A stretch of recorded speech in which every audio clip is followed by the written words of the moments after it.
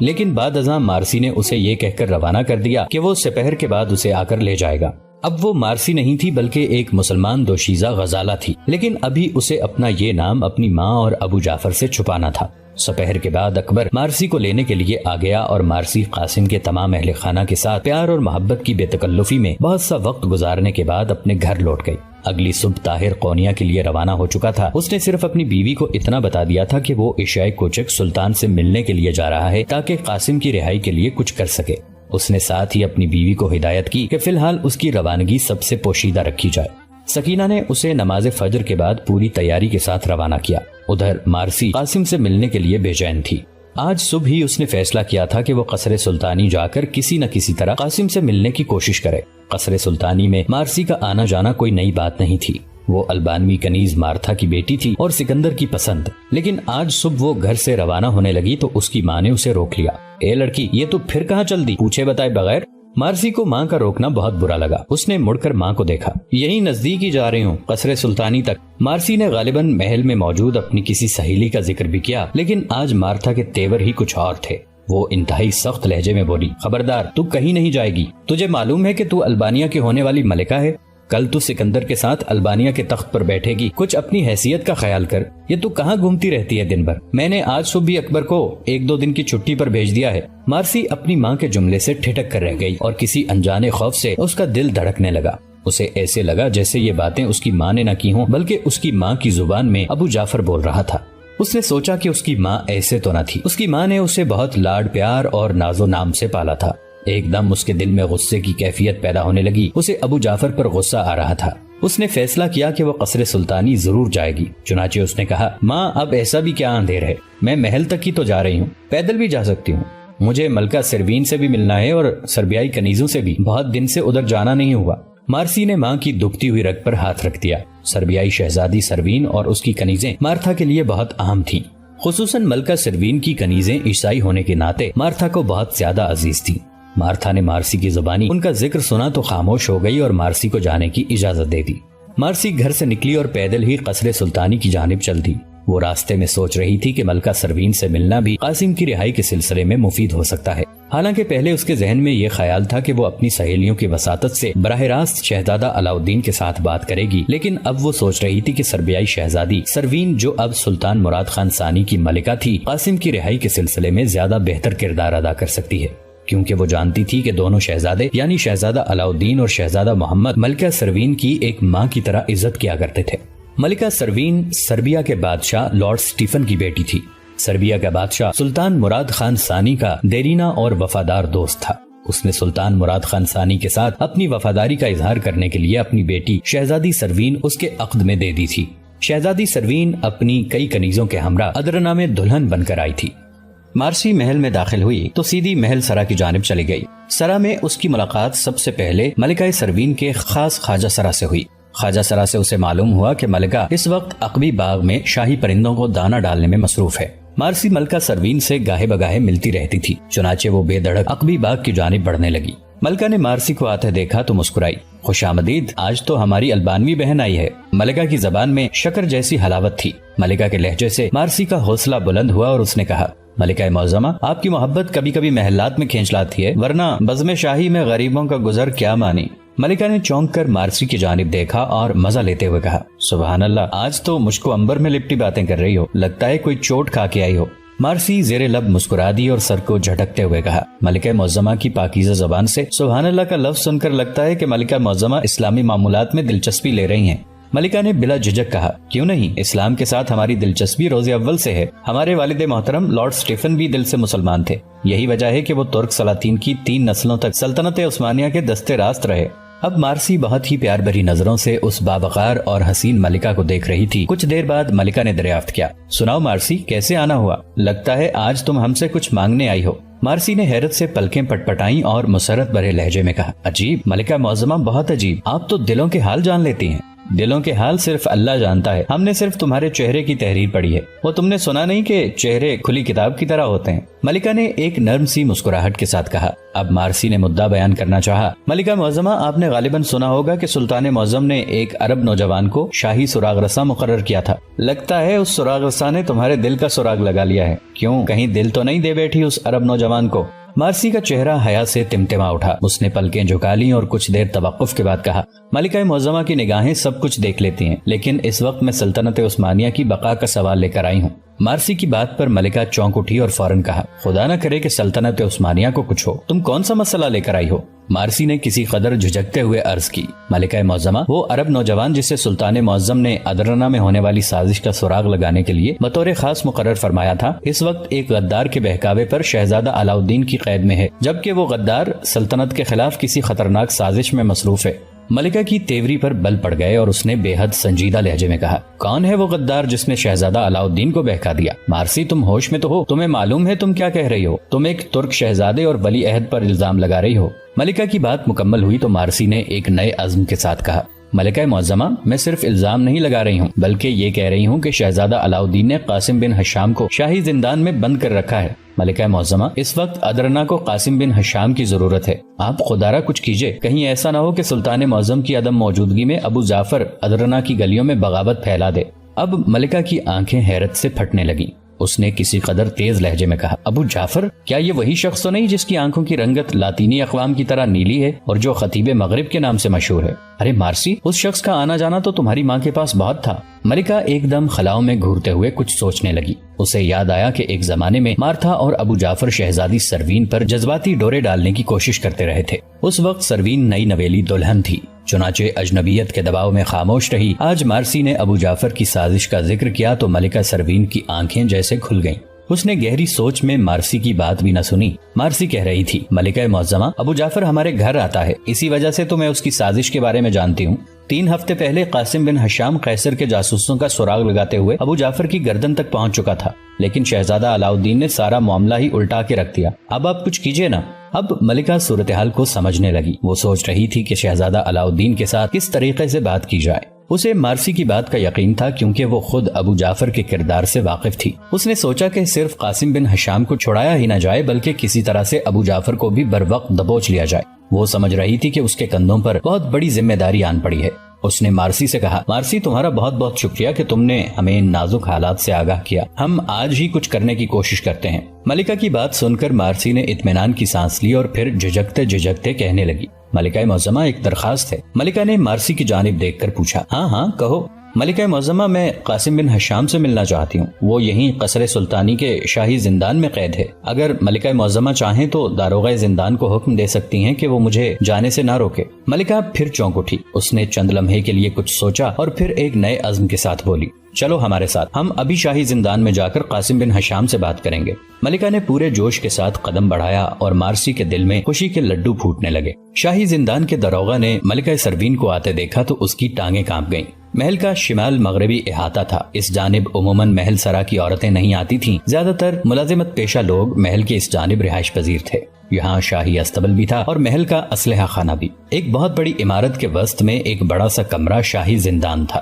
ملکہ دروازے کے قریب پہنچی تو اس نے کمر تک جھک کر ملکہ کو سلام کیا۔ ملکہ بھی وہیں رک گئی اور تحکمانہ لہجے میں پوچھا، شاہی زندان میں کتنے قیدی نظر بند ہیں؟ ملکہ کا انداز شاہانہ تھا۔ داروغہ لرز گیا، ہکلاتے ہوئے کہنے لگا، ملکہ معظمہ، صرف ایک قیدی موجود ہے۔ ملکہ نے پھر کہا، کیا نام ہے اس کا؟ داروغہ زندان منمناتے ہوئے بولا، قاسم بن حشام۔ ملکہ نے قاسم کا نام سنا اور ایک بار مارسی کی جانب مڑ کر دیکھا۔ مارسی کے چہرے پر جوش تھا۔ ملکہ داروغہ کی جانب متوجہ ہوئی اور بولی، ہم ابھی اور اسی وقت قاسم بن حشام کو ملنا چاہتے ہیں، جاؤ اسے بے حد احترام کے ساتھ ہمارے پاس لے آؤ۔ داروغہ زندان فوراً دم دبا کر بھاگا اور زندان کے دروازے کی جانب بڑھتا چلا گیا۔ کچھ دیر بعد قاسم مارسی اور ملکہ کے سامنے موجود تھا۔ تینوں ہفتوں میں قاسم کی صحت بہت گر چکی تھی۔ اس کے چہرے پر ہلکی سی زردی تھی لیکن اس کی آنکھیں ابھی بھی پوری طرح روشن اور بے چین تھیں۔ مارسی نے اسے دیکھا تو اس کا کلیجہ کٹ کر رہ گیا۔ وہ ملکہ اور داروغہ زندان کی موجودگی میں قاسم کو بے تکلفی کے ساتھ نہیں مل سکتی تھی، چنانچہ وہ ایک طرف کھڑی درد بھری نظروں سے قاسم کو دیکھتی رہی۔ قاسم نے آگے بڑھ کر ملکہ کو سلام کیا تو ملکہ نے مسکرا کر جواب دیا اور کہا، قاسم بن ہشام، ہم سلطنت عثمانیہ کے تاجدار سلطان مراد خان ثانی کی ملکہ ثانی ہیں۔ ہمیں آج مارسی نے تمہاری حقیقت حال بتائی تو ہم خود تم سے ملنے کے لیے یہاں چلے آئے۔ تم فکر مت کرو، ہم آج ہی شہزادہ علاؤالدین سے بات کر کے تمہیں زندان سے نکلوائیں گے۔ قاسم، جو پہلے ہی پہچان چکا تھا کہ اس سے ملنے کے لیے آنے والی شاہی گھرانے کی خاتون ہی ہو سکتی ہے، ملکہ کی بات سن کر اور زیادہ مؤدب ہو گیا۔ اس نے ملکہ کے احترام میں پلکیں جھکا لی اور دھیمے لہجے میں کہا، ملکہ معظمہ کا اقبال بلند ہو، مجھے اپنی قید کی کوئی فکر نہیں، میں تو اس لیے فکر مند ہوں کہ حکم شاہی کی کوئی لاج نہ رکھ سکا۔ خدا جانے سلطنت کے غدار کس حد تک آگے جا چکے ہیں۔ مجھے تو اتنا بھی معلوم نہیں کہ ہمارے جو لشکر محاذ جنگ پر روانہ ہوئے تھے ان کی کیا کارگزاری ہے۔ ملکہ نے پورے اطمینان کے ساتھ قاسم کی بات سنی اور پھر کسی قدر غمزدہ لہجے میں کہا، یورپ کی مہم پر جانے والا ہمارا لشکر صلیبی افواج کے ہاتھوں بہت بڑی شکست کھا چکا ہے۔ ہمارے سلطان معظم کی ہمشیرہ اور ہماری نندجی کے خاوند سپہ سالار محمد چیلپی ہونیاڈے کے ہاتھوں گرفتار ہو چکے ہیں۔ صوفیہ کا شہر ہمارے ہاتھوں سے نکل چکا ہے اور ہماری سپہ وادی بلقان میں بھی دشمن سے نقصان اٹھا چکی ہے۔ البتہ ایک خوشخبری بھی ہے کہ سلطان معظم نے امیر کرمانیہ کو شکست دے کر قونیہ کی بغاوت پر قابو پا لیا ہے اور سلطان معظم چند ہی دنوں میں ادرنا پہنچنے والے ہیں۔ سلطان معظم ادرنا سے جلد یورپ کی جانب ہونیاڈے سے انتقام لینے کے لیے روانہ ہو جائیں گے۔ ملکہ نے مختصر الفاظ میں تمام حالات سے آگاہ کر دیا۔ لشکروں کی تفصیل سنتے ہوئے قاسم جذباتی ہو رہا تھا، خصوصاً سلطان کے بہنوئی محمد چلپی کی گرفتاری کا سن کر اسے دھچکا لگا تھا۔ اسے محمد چلپی کی ملاقات یاد آئی جب آغا حسن کے کمرے میں فوجی افسروں کے سامنے اس نے ایک مختصر سی تقریر کی تھی۔ اس نے بڑے خلوص کے ساتھ ملکہ سے کہا، محترم سالار، محمد چیلپی کا سن کر دلی افسوس ہوا۔ میں محسوس کرتا ہوں کہ ایسے حالات میں سلطنت کو میری ضرورت تھی۔ ملکہ نے قاسم کی بات پر سر ہلایا اور دلاسا دینے والے لہجے میں کہنے لگی، بس آج تم رہا کر دیے جاؤ گے، یہ میرا تم سے وعدہ ہے۔ اچھا، اب ہم چلتے ہیں۔ ملکہ نے جانے سے پہلے مارسی کی طرف دیکھا اور پھر زیر لب مسکرائی۔ مارسی حیا سے پلکیں جھکائے ہوئے تھی۔ ملکہ واپس جانے کے لیے مڑی تو مارسی بھی ایک حسرت بھری نگاہ قاسم پر ڈالتے ہوئے ملکہ کے ہمراہ روانہ ہو گئی۔ دونوں کی آنکھیں چار ہوئیں اور آن کی آن میں انہوں نے ایک دوسرے سے بہت کچھ کہہ دیا۔ قاسم نے قدرے ہلکی آواز میں مارسی کا نام پکارا تو مارسی ایک لمحے کے لیے ٹھٹکی اور پھر جاتے جاتے مسکرا کر قاسم سے کہا، مارسی نہیں، غزالہ، یہ آپ کے والد محترم کا دیا ہوا نام ہے۔ اتنا کہہ کر مارسی بھی ملکہ کے پیچھے لپکی اور تیز تیز قدم اٹھاتی ہوئی باہر چلی گئی۔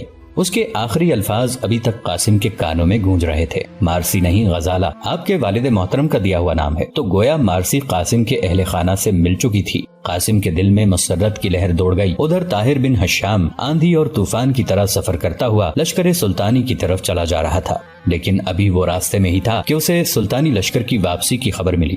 پھر بھی بڑی تیز رفتاری سے سفر کرتا رہا۔ اس کے پاس شہزادہ محمد کا خط تھا اور اسے اپنے بھائی قاسم کو شہزادہ علاؤالدین کی قید سے آزاد کروانا تھا۔ وہ در دانیال عبور کر کے ایشیائی کوچک میں داخل ہوا تو اسے سلطانی لشکر کی واپسی کے آثار نظر آنے لگے۔ اگلے روز وہ لشکر گاہ کے سامنے تھا۔ وہ اپنے تھکے ہوئے گھوڑے پر سوار لشکر کے پڑاؤ میں داخل ہوا۔ کچھ ہی دیر بعد وہ سلطان کی خدمت میں شہزادہ محمد کا خط پیش کر رہا تھا۔ سلطان جوں جوں شہزادے کا خط پڑھتا گیا اس کی بھمیں سکڑتی گئیں اور چہرے پر غصے کے آثار نظر آتے گئے۔ سلطان نے خط پڑھ کر کچھ دیر کے لیے خاموشی اختیار کر لی اور چند لمحوں بعد طاہر سے مخاطب ہوا، تم نے بہت اچھا کیا جو ہم کو خبر کر دی۔ ہم خود بہت جلد ادرنا پہنچنے والے ہیں، لیکن ہمیں پہنچتے پہنچتے ابھی اتنا وقت لگ جائے گا کہ دشمن ادرنا میں کوئی بغاوت پھیلا سکے۔ اس لیے ہم چاہتے ہیں کہ اپنے تیز رفتار قاصد کو تمہارے ہمراہ روانہ کر دیں تاکہ قاسم بن ہشام کو شاہی زندان سے رہائی دلائی جا سکے۔ طاہر بھی یہی چاہتا تھا، چنانچہ اس نے آرام کرنا بھی مناسب نہ سمجھا اور اسی دن شام سے پہلے وہ سلطانی قاصد کے ہمراہ ایشیائی کوچک کی خاک اڑاتا دوبارہ ادرنا کی جانب روانہ ہو چکا تھا۔ لیکن اس سے پہلے کہ طاہر ادرنا پہنچتا، ملکہ معظمہ کے کہنے پر شہزادہ علاؤالدین نے قاسم بن ہشام کو آزاد کر دیا تھا، اور جس روز طاہر ادرنا پہنچا قاسم گھر میں موجود تھا۔ طاہر قصر سلطانی سے فارغ ہو کر لوٹا تو اس نے قاسم اور مارسی کو گھر کے صحن میں بچوں کے ساتھ کھیلتے ہوئے پایا۔ اس کی نظر قاسم پر پڑی اور یکلخت اس کی ساری تھکاوٹ دور ہو گئی۔ قاسم نے بھی طاہر کو آتے دیکھ لیا تھا، چنانچہ اس نے بھاگ کر طاہر کا استقبال کیا اور اپنے بڑے بھائی کے ساتھ بغل گیر ہو گیا۔ عمر اور علی نے اپنے باپ طاہر کو آتے دیکھا تو چیخ کر آسمان سر پر اٹھا لیا۔ وہ ابو آ گئے کی رٹ لگاتے ہوئے باپ کے پاس دوڑتے چلے آئے اور اس کی ٹانگوں سے لپٹ گئے۔ بچوں کا شور سن کر سکینہ اور طاہر کے والدین بھی کمروں سے باہر نکل آئے۔ مارسی کے چہرے پر بھی مسرت کی لہر تھی۔ طاہر نے اپنے سارے کنبے کو مسرت سے لبریز دیکھا اور دل ہی دل میں خدا کا شکر ادا کیا۔ لیکن ابو جعفر ابھی تک آزاد تھا۔ شہزادہ علاؤالدین نے قاسم کو رہا تو کر دیا تھا، لیکن اس شرط پر کہ ابو جعفر پر ہاتھ نہیں ڈالے گا۔ چنانچہ اس نے ابو جعفر اور اس کے ایک دو مشکوک ساتھیوں کی محض نگرانی کرنے پر اکتفا کیا اور ینیچری میں اپنے دستے کو بھی کسی قسم کے حالات سے نمٹنے کے لیے ذہنی طور پر تیار کر لیا۔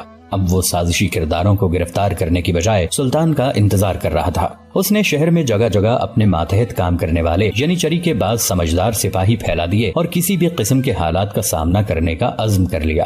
اسے بے چینی سے سلطان کی واپسی کا انتظار تھا۔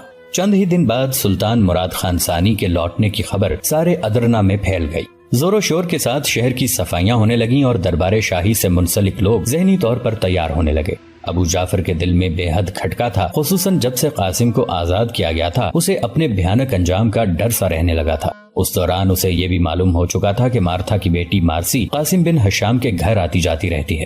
وہ مارسی پر تاؤ کھا کر رہ جاتا، کیونکہ اب وہ مارسی کو قاسم کے گھر جانے سے روکنا بھی نہیں چاہتا تھا۔ اس طرح قاسم کو مزید ثبوت ہاتھ آ جانے کا اندیشہ تھا۔ ابھی تک وہ اپنے دل کو یہ کہہ کر تسلی دے لیا کرتا تھا کہ سلطان بغیر ثبوت کے کبھی اس پر ہاتھ نہیں ڈالے گا، لیکن پھر بھی اس کے دل میں سلطان مراد خان ثانی کا خوف گھر کر چکا تھا۔ وہ اٹھتے بیٹھتے، سوتے جاگتے آنے والے وقت کے بارے میں سوچتا رہتا۔ اس نے اپنے ماتحت کام کرنے والے شہر بھر میں قیصر کے جاسوسوں کو چکنا کر دیا تھا۔ اس کا منصوبہ یہ تھا کہ سلطان نے اسے حراست میں لیا تو قیصر کے جاسوس چہروں پر ڈھاٹے باندھ کر شہر میں جگہ جگہ مختلف عمارات کو آگ لگا دیں۔ ینیچری میں موجود غداروں کو بھی اس نے اس کام کے لیے تیار کر رکھا تھا کہ ادھر شہر میں جگہ جگہ آگ لگے اور ادھر وہ شہر میں گھس کر عوام کو لوٹنا اور قتل کرنا شروع کر دیں۔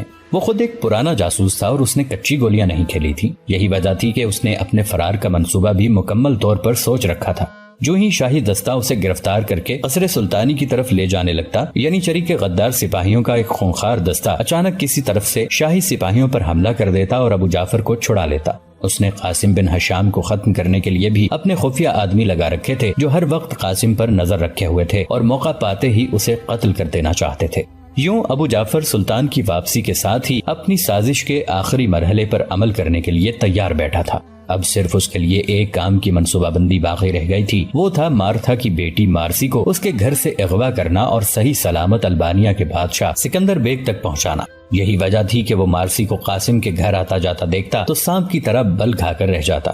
سکندر بیگ جب سے ادرنا چھوڑ کر گیا تھا، ابو جعفر اس کے ساتھ رابطے میں تھا۔ چند دن قبل ہی سکندر نے ابو جعفر کو پیغام دیا تھا کہ وہ اس کی امانت یعنی مارسی کو وہاں پہنچا دے، اور اب ابو جعفر یہ چاہتا تھا کہ سلطان کی آمد سے پہلے پہلے وہ اس قضیے کو بھی نمٹا دے۔ چنانچہ ایک دن اس نے مارسی کو اغوا کرنے کی منصوبہ بندی مکمل کر لی۔ یہ ایک سرد رات تھی، ستاروں کا کارواں مشرق سے مغرب کی جانب محو سفر تھا۔ ادرنا کے لوگ بند کمرے میں خواب خرگوش کے مزے لے رہے تھے اور ویران گلیوں میں آوارہ کتے اجارہ داری کر رہے تھے۔ اتنے میں قصر سلطانی کے عقبی محلے میں 4 گھڑ سوار نمودار ہوئے۔ ابو جعفر سب سے آگے تھا۔ یہ چاروں گھڑ سوار نقاب پوش تھے۔ ابو جعفر اپنے نقاب پوش ساتھیوں کو ساتھ لے کر مارتھا کے دروازے پر آیا۔ وہ گھوڑے سے اترا اور اپنے خنجر کے دستے سے گھر کے دروازے پر دستک دی۔ اس دوران اس کے ساتھی نقاب پوش بھی اپنے گھوڑوں سے اتر چکے تھے۔ 2 نقاب پوشوں نے اپنے گھوڑوں کی لگامیں تیسرے نقاب پوش کو تھما دی۔ اسی تیسرے نقاب پوش نے ابو جعفر کے گھوڑے کی لگام بھی تھام لی اور چاروں گھوڑوں کو لے کر ایک جانب اوٹ میں کھڑا ہو گیا۔ ابو جعفر کے ساتھ موجود دونوں نقاب پوش مکان کی ایک دیوار کے ساتھ چپک کر کھڑے ہو گئے تاکہ دروازہ کھلنے پر دکھائی نہ دے۔ ابو جعفر کی تلوار نیام میں تھی اور اس نے دروازہ کھٹکھٹانے سے پہلے اپنے چہرے سے نقاب ہٹا لیا تھا۔ جو ہی دروازے کی دوسری جانب سے مارتھا کے بوڑھے خادم نے یہ سوال کیا کہ کون ہے، تو ابو جعفر نے کہا، یہ میں ہوں ابو جعفر، دروازہ کھولو اور اپنی مالکن مارتھا کو میرے آنے کی اطلاع کرو۔ مارتھا کے خادم نے ابو جعفر کی آواز پہچان لی اور کھٹاک کی آواز کے ساتھ دروازہ کھول دیا۔ اگلے لمحے بوڑھے خادم کا سر دھڑ سے جدا ہو کر ڈیوڑی میں لڑک رہا تھا۔ ابو جعفر نے تلوار نکالنے اور خادم کا سر کاٹنے میں بہت پھرتی دکھا دی۔ اس کام سے فارغ ہو کر جعفر نے اپنے دونوں ساتھیوں کو اندر آنے کا اشارہ کیا اور وہ تینوں مارتھا کے مکان میں اندر چلے گئے۔ یہاں کل 5 افراد مقیم تھے، ایک مارتھا، ایک مارسی، ایک مارسی کا کوچوان اکبر، ایک مارتھا کی خادمہ اور ایک ان کا یہ بوڑھا خادم جو ابھی ابو جعفر کے ہاتھ موت کا ذائقہ چکھ چکا تھا۔ ابو جعفر کو کسی مزاحمت کا اندیشہ نہیں تھا، چنانچہ وہ بے دھڑک مارتھا اور اس کی بیٹی کے کمرے تک پہنچ گیا۔ اب اسے یہ کوشش کرنی تھی کہ مارتھا کسی قسم کی مزاحمت کیے بغیر اپنی بیٹی کو ان کے حوالے کر دے۔ وہ جانتا تھا کہ مارتھا اپنی بیٹی سے دیوانہ وار محبت کرتی ہے، جبکہ اسے یہ بھی معلوم تھا کہ مارتھا خود مارسی کو سکندر بیگ کی ملکہ بنانا چاہتی ہے۔ وہ یہ بھی کر سکتا تھا کہ سیدھے طریقے سے مارتھا سے کہتا کہ وہ مارسی کو اس کے آدمیوں کے ہمراہ سکندر بیگ کی جانب روانہ کر دے، لیکن اسے یقین تھا کہ مارسی کبھی ان کے ساتھ چلنے کے لیے تیار نہیں ہوگی۔ چنانچہ اس نے مارسی کو اغوا کرنے کا فیصلہ کیا اور سوچا کہ اس طرح وہ ایک تیر سے 2 شکار بھی کر سکتا تھا، لیکن یہاں اس کا نتیجہ اس کی توقع کے برعکس نکلا۔ مارسی اس کے لیے ترنے والا ثابت نہ ہوئی بلکہ حلق میں چبھتا ہوا کانٹا بن گئی۔ ہمارے اس چینل کو سبسکرائب کر کے نیچے موجود بیل آئیکن کو بھی ضرور کلک کیجیے گا۔ اگلی ملاقات تک کے لیے ہمارا اور آپ کا اللہ نگہبان۔